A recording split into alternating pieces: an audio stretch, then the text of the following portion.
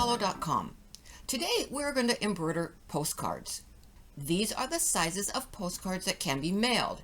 Depending on the size, you will either pay postcard rate, standard letter rate, or a higher postage rate, as in an 8.5 by 11 postcard. Be sure to check with the post office before mailing to make sure you are using the correct postage. You can purchase Beautiful Crosses design sets from bluebunnyhollow.com.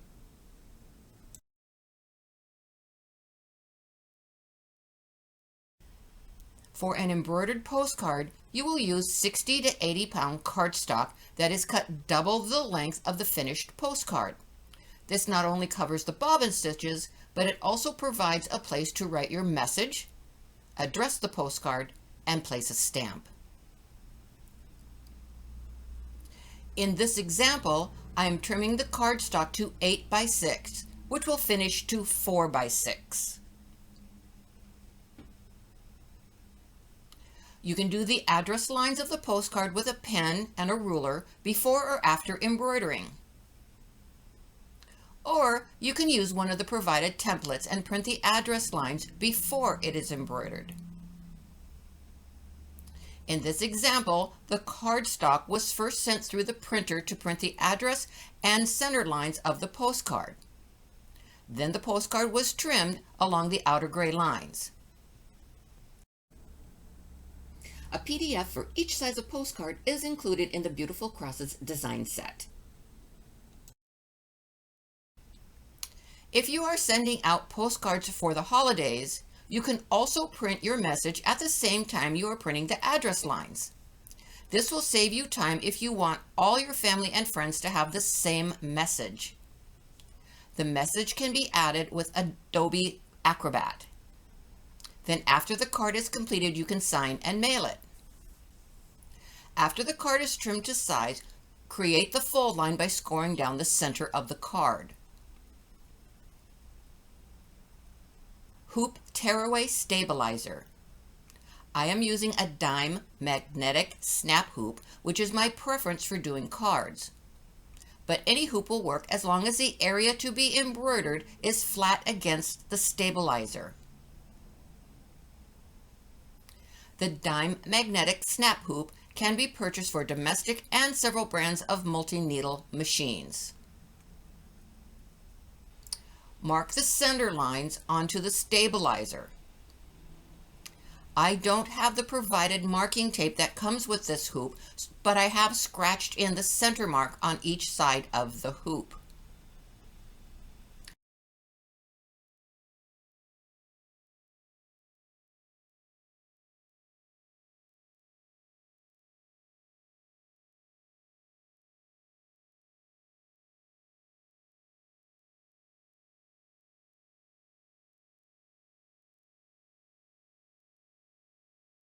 Mark the center of the 3 non-folded sides of the card.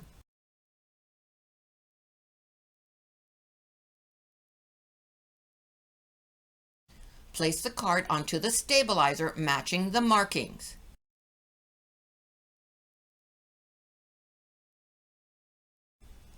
I did make a mistake. My lines aren't long enough for the card, so let's fix that.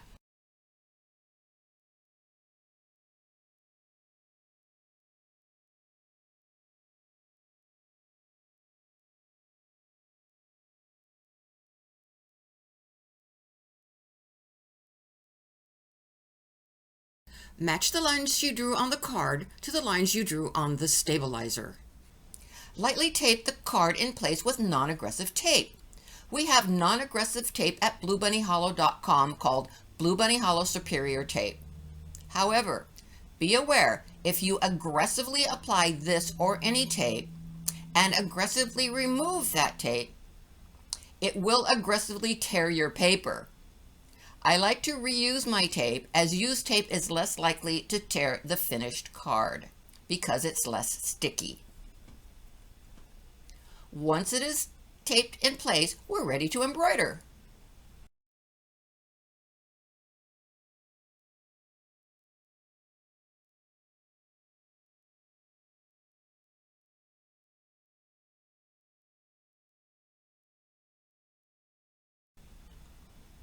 Place the hoop into your machine and start the embroidery.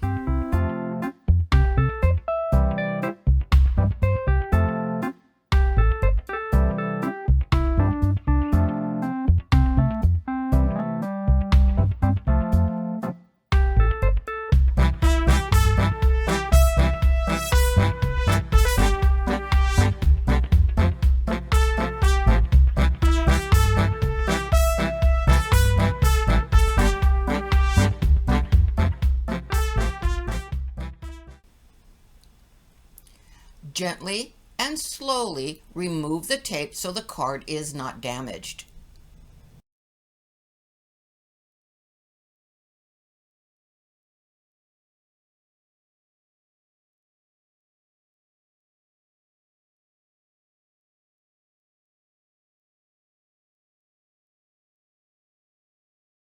Unhoop and tear away as much of the stabilizer as possible, as we want the adhesive we use to stick to the card, not to the stabilizer.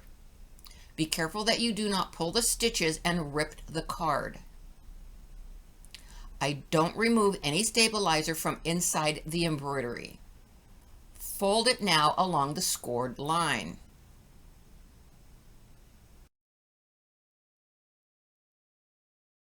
To fuse the card together, you can use a glue stick, double-sided tape, or fuse it with fusible web.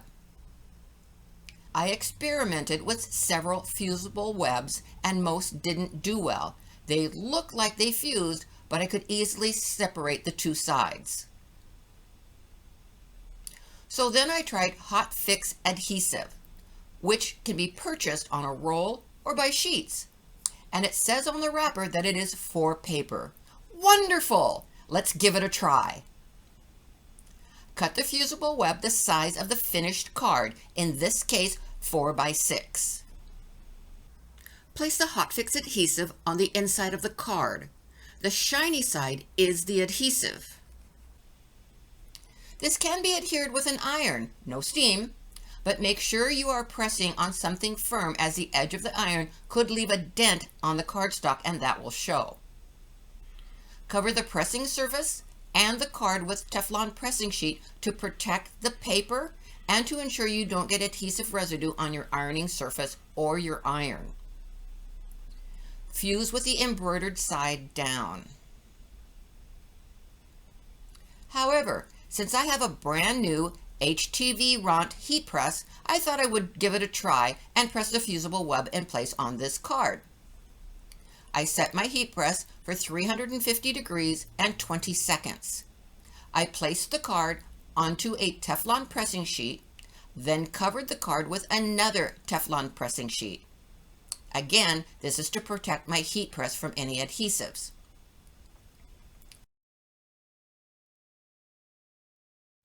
After the first fuse, open the card and remove the protective paper from the adhesive.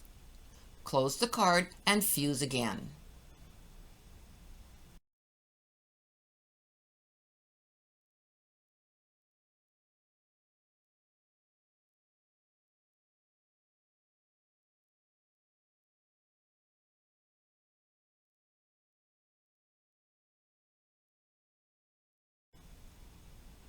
If your card is not flat after pressing, especially if you're using an iron, you may want to put a weight on it while it is still warm. I am using a 9x9 oak quilt clapper from Jackson Woodworks. It comes in several sizes: 4x4, 6x6, 9x9, and 12x12.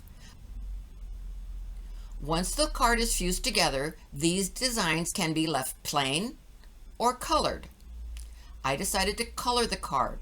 For these cards, I chose Derwent metallic colored pencils. As I spoke to the post office agent about these cards, he told me which ones could be sent as postcard stamps and which ones needed standard rate stamps. He also cautioned that their machines could damage the design or smear the coloring. He said I would probably be better off putting them in an envelope, then mailing them.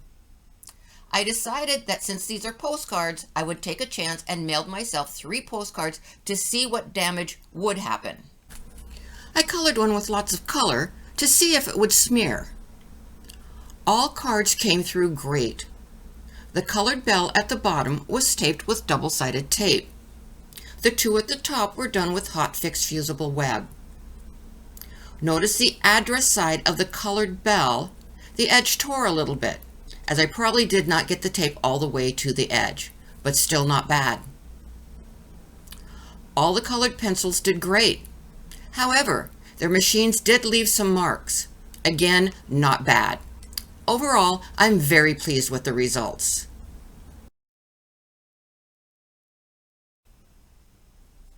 These designs also stitch well on fabric, as in this book or Bible cover.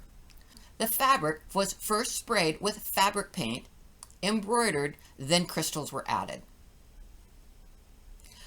Have fun creating your own postcards using designs from beautiful crosses from bluebunnyhollow.com. Thank you for joining me today, and enjoy your sewing adventures.